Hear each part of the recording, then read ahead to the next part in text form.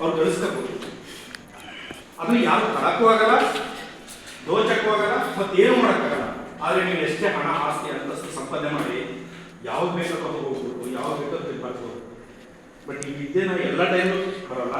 ಅದು ಒಂದು certain age, ಆ ಏಜಲ್ಲಿ ಗಳಿಸ್ಕೊಳ್ಬೇಕು.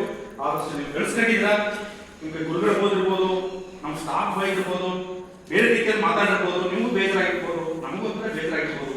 ಅದೆಲ್ಲ ಏನೋ ಮುಕ್ತಾಯ.